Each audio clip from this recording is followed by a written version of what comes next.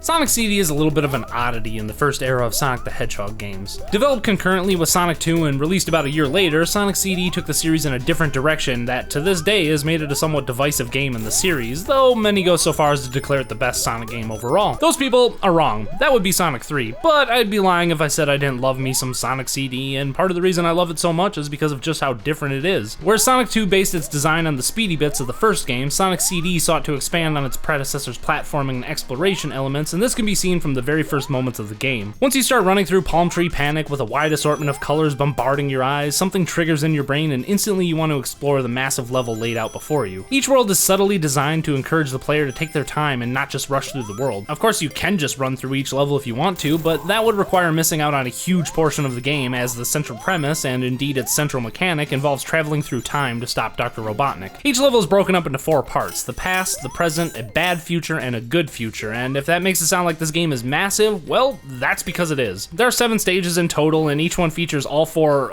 time zones, I guess, and each of these time zones has different graphics, background images, and music, as well as changing up the level's layout just a bit. Your goal as the blue blur is to travel into the past of each level and destroy a machine placed there by Dr. Robotnik that is causing him to take over the future of that world. Do that and the future will be free from the evil doctor's clutches in that level, and do this in every level and you're rewarded with the game's best ending. Sounds easy, right? Wrong. Now, don't misunderstand me, I love this game, and I have a blast every time I play it, but to be honest, this game has some of the sloppiest level design I've ever seen. On the surface, this creates an environment that asks the player to explore rather than rush through, and I like that. Exploration is one of the most enjoyable mechanics of video games in my opinion, but Sonic CD's levels, especially the later ones, feel as though someone just placed objects and obstacles randomly, or hell, even worse, look and feel as if they were procedurally generated. And because of this, you never really become accustomed to a level, never feel like you're starting to learn its layout or develop strategies for traversing it. You're constantly just plowing along, always being pushed and pulled by the level's layout and stage hazards, and sometimes this happens so erratically that you lose all sense of control. Yeah, I'm talking about you, Wacky Workbench, you fucking whore. None of the levels foster a sense of flow, and most of the time you're just running around blindly looking for that capsule thing that Robotnik has placed in the past, and because of the sheer size of the levels, unless you know exactly where they are, you could be wandering around aimlessly for a very long time. Or until the timer runs out and you die, because apparently a game about taking your time and exploring every nook and cranny needs a time limit for some arbitrary reason. Like, really? And it gets worse, because once you actually find the capsule thing, which is mercifully visible in all time zones, you now have to figure out how to get to it. Most of the time this isn't a problem, but occasionally it's in a very hard to reach area that requires you to backtrack or progress forward to find a path that leads to the machine, or there are stage hazards that you have to weave delicately through. And don't get me started on the method of time travel. For those unaware, you travel through time by hitting one of these goalposts that say past or future, and then you need to run a certain distance and maintain your speed in order to jump into that time zone. This would be fine if the level design wasn't so bullshitty, but because there are very few areas of the game that have stretches of level that let you run about in speedy freedom, getting enough speed to warp is more often than not a frustrating endeavor. And if you fuck up at the last moment, you burn out that time post, meaning you'll have to find another one. You do have the option of ignoring the time traveling mechanics and still have the opportunity to get the best ending if you manage to get all the time stones. These things are essentially the Chaos Emeralds of Sonic CD, though collecting them all only unlocks a good ending rather than allowing you to turn into Super Sonic. You collect them by traveling to the game's special stages in the same manner as Sonic 1, and in these stages your goal is to destroy all these UFO looking things. These stages are kinda tricky, but they're also pretty fun, though they seemingly only exist for Sega to say, "See Nintendo, we can mode 7 too, yeah." Even with all those flaws, I still like Sonic CD quite a bit. I never played it when I was a kid, only finding out about its existence when I got the Sonic Gems collection for my GameCube, but ever since then I've had a soft spot for it. It had the debut of Metal Sonic and Amy and those awesome FMV segments that were animated by Toei-animation, and I would be remiss not to mention the music, which is phenomenal.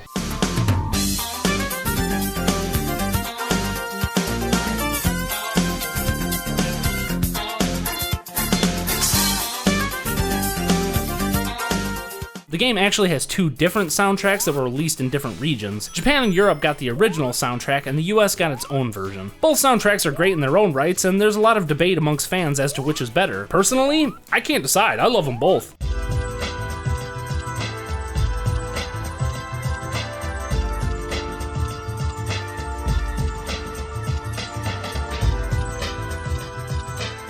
Whichever one you prefer, Sonic CD is still a great, albeit flawed, entry in the Sonic the Hedgehog series, and one that I'll be going back to time and time again.